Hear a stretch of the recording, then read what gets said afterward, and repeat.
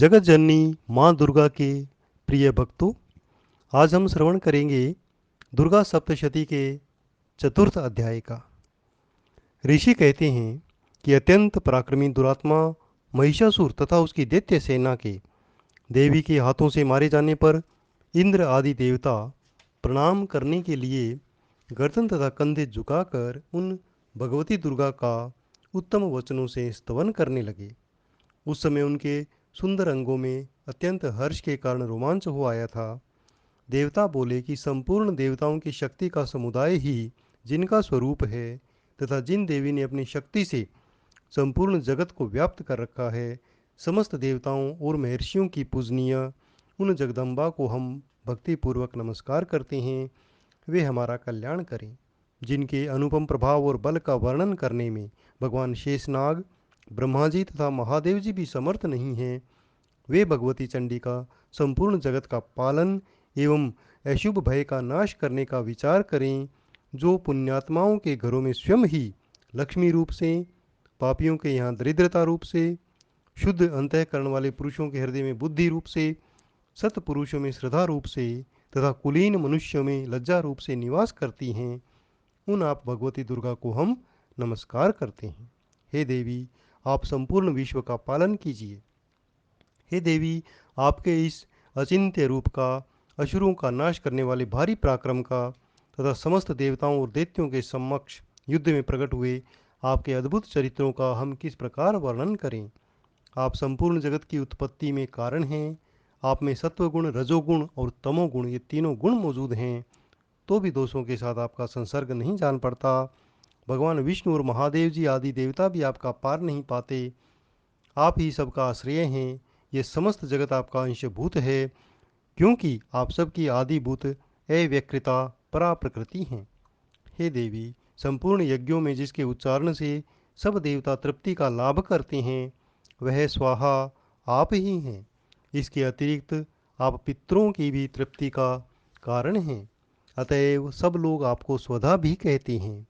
हे देवी, जो मोक्ष की प्राप्ति का साधन है, अचिंत्य महाव्रत स्वरूपा हैं, समस्त दोषों से रहित जितेंद्रिय, तत्व को ही सार वस्तु मानने वाले तथा मोक्ष की अभिलाषा रखने वाले मुनिजन जिनका अभ्यास करते हैं, वह भगवती पराविद्या आप ही हैं।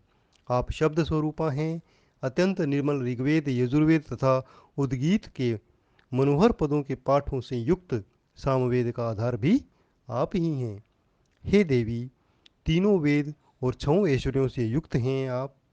इस विश्व की उत्पत्ति और पालन के लिए आप ही वार्ता रूप में प्रकट हुई हैं। आप संपूर्ण जगत की घोर पीड़ा को नाश करने वाली हैं। हे देवी, जिसमें समस्त शास्त्रों के सार का ज्ञान होता है, वह मेधा शक्ति आप ही हैं। दुर्गम भव सागर से पार उतरने वाली नौका रूपी दुर्गा देवी भी आप हैं। आपकी कहीं भी आसक्ति नहीं है। कैटभ के शत्रु भगवान विष्णु के वक्ष स्थल में एकमात्र निवास करने वाली भगवती लक्ष्मी तथा भगवान चंद्रशेखर द्वारा सम्मानित गौरी देवी आप ही हैं। आपका मुख मंद मुस्कान से सुशोभित निर्मल पूर्ण चंद्रमा के बिंब का अनुकरण करने वाला है और उत्तम सुवर्ण की मनोहर कांति से कमनीय है, तो भी उसे देखकर महिषासुर को क्रोध हुआ। सहसा ही उसने आप पर प्रहार किया। ये बड़े आश्चर्य की बात है। हे देवी, वही मुख जब क्रोध से युक्त होने पर उदयकाल के चंद्रमा की भांति लाल और तनी हुई भौहों के कारण विकराल हो उठा, तब उसे देखकर महिषासुर के प्राण तुरंत नहीं निकल गए। यह उससे भी बढ़कर आश्चर्य की बात है, क्योंकि क्रोध में भरे हुए यमराज को देखकर भला कौन जीवित रह सकता है। हे देवी, आप प्रसन्न होइए। परमात्मा स्वरूपा आपके प्रसन्न होने पर जगत का अभ्युदय होता है। क्रोध में भर जाने पर आप तत्काल ही कितने ही कुलों का संहार कर डालती हैं। यह बात अभी अनुभव में आई है, क्योंकि महिषासुर की यह विशाल सेना क्षण भर में आपके कोप से नष्ट हो गई। सदा अभ्युदय प्रदान करने वाली आप जिन पर प्रसन्न होती हैं, वे ही देश में सम्मानित रहते हैं। उन्हीं को धन और यश की प्राप्ति होती है। उनका धर्म कभी भी शिथिल नहीं होता। वे ही अपने हष्ट पुष्ट स्त्री पुत्र और भृत्यों के साथ धन्य माने जाते हैं। हे देवी, आपकी कृपा से ही पुण्यात्मा पुरुष प्रतिदिन अत्यंत श्रद्धापूर्वक सदा सब प्रकार के धर्माकुल कर्म करते हैं और उसके प्रभाव से वे स्वर्गलोक में जाते हैं। इसलिए आप तीनों लोकों में निश्चय ही मन वांछित फल देने वाली हैं। माँ दुर्गे, आप स्मरण करने पर सब प्राणियों का भय हर लेती हैं और स्वस्थ पुरुषों द्वारा चिंतन करने पर आप उन्हें कल्याणमयी बुद्धि प्रदान करती हैं। दुख, दरिद्रता और भय हरने वाली देवी, आपके सिवा दूसरी कौन है जिसका चित्त सबका उपकार करने के लिए सदा ही दयाद्र रहता हो।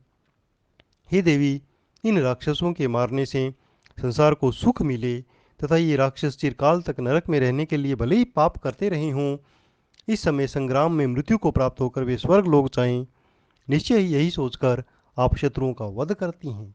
आप शत्रुओं पर शस्त्रों का प्रहार क्यों करती हैं?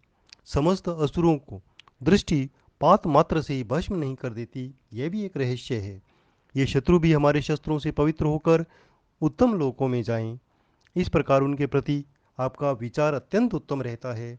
खड्ग के तेज पुंज की भयंकर दीप्ति से और आपके त्रिशूल के अग्रभाग से घनीभूत प्रभा से चौंधिया कर असुरों की आंखें फट नहीं गई, उसका यही कारण था कि वे मनोहर रश्मियों से युक्त चंद्रमा के समान आनंद प्रदान करने वाले आपके इस सुंदर मुख का दर्शन करते थे। हे देवी, आपका शील दुराचारियों के बुरे बर्ताव को दूर करने वाला है। साथ ही एक ऐसा रूप है जो कभी चिंतन में भी नहीं आ सकता, जिसकी दूसरों से तुलना नहीं हो सकती, तथा आपका बल पराक्रम तो उन दैत्यों का भी नाश करने वाले हैं जो कभी देवताओं के पराक्रम को नष्ट कर चुके थे। इस प्रकार आपने शत्रुओं पर भी अपनी दया प्रकट की है। हे वरदायिनी देवी, आपके इस पराक्रम की किसके साथ तुलना हो सकती है? तथा शत्रुओं का भय देने वाला ऐसा मनोहर, ऐसा रूप आपके सिवा और कहीं नहीं है।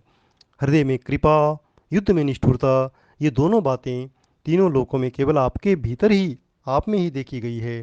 हे माता, आपने शत्रुओं का नाश करके इस समस्त त्रिलोकी की रक्षा की है। उन शत्रुओं को भी युद्ध भूमि में मारकर स्वर्ग लोक पहुंचा दिया है तथा उन्मत्त दैत्यों से प्राप्त होने वाली हम लोगों की भय को दूर कर दिया है। आपको बार बार नमस्कार है। हे देवी, आप शूल से हमारी रक्षा करें। हे अंबिके, आप खड्ग से हमारी रक्षा करें।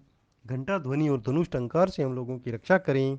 हे चंडिके, पूर्व पश्चिम दक्षिण दिशा में आप हमारी रक्षा करें। हे ईश्वरी, आप अपने त्रिशूल को घुमाकर उत्तर दिशा में हमारी रक्षा करें। तीनों लोकों में आपके जो परम सुंदर और भयंकर रूप विचरते रहते हैं, उनके द्वारा भी आप हमारी इस भूलोक में रक्षा करें। हे अंबिके, आपके ही कर पल्लवों की शोभा पाने वाले खड्ग, शूल, गदा आदि जो अस्त्र हों, उन सब के द्वारा आप सब ओर से हम लोगों की रक्षा करें। ऋषि कहते हैं कि इस प्रकार जब देवताओं ने जगन माता दुर्गा की स्तुति की और नंदन वन के दिव्य पुष्पों और गंध चंदन आदि के द्वारा उनका पूजन किया, फिर सबने मिलकर भक्तिपूर्वक दिव्य धूपों की सुगंध निवेदन की, तब देवी ने प्रसन्न होकर देवताओं से कहा कि देवताओं, तुम सब लोग मुझसे जिस वस्तु की अभिलाषा रखते हो वह मांगो। तब देवताओं ने कहा कि हे भगवती, आपने हमारी इच्छा पूर्ण कर दी है, अब कुछ भी शेष नहीं है, क्योंकि हमारा यह शत्रु महिषासुर मारा गया। हे महेश्वरी, इतने पर भी याद यदि आप हमें वर देना चाहती हैं, तो हम जब जब आपका स्मरण करें तब तब आप दर्शन देकर हम लोगों के महान कष्ट को दूर कर दिया करें। तथा प्रसन्न मुखी अंबिके, जो मनुष्य इन स्त्रोतों के द्वारा आपकी स्तुति करे, उसे वित्त समृद्धि वैभव के साथ ही उसकी धन और स्त्री आदि संपत्ति को बढ़ाने के लिए सदा आप हम पर प्रसन्न रहें।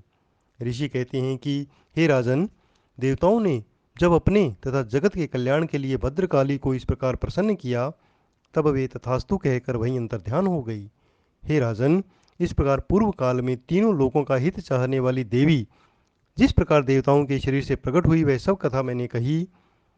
और अब पुनः देवताओं का उपकार करने वाली देवी दुष्ट दैत्यों तथा शुंभ निशुंभ का वध करने एवं सब लोकों की रक्षा करने के लिए गौरी देवी के शरीर से जिस प्रकार प्रकट हुई, वह प्रसंग सुनो, उसका मैं अब वर्णन करूंगा। चतुर्थ अध्याय समाप्त। बोलो जय मां दुर्गा देवी।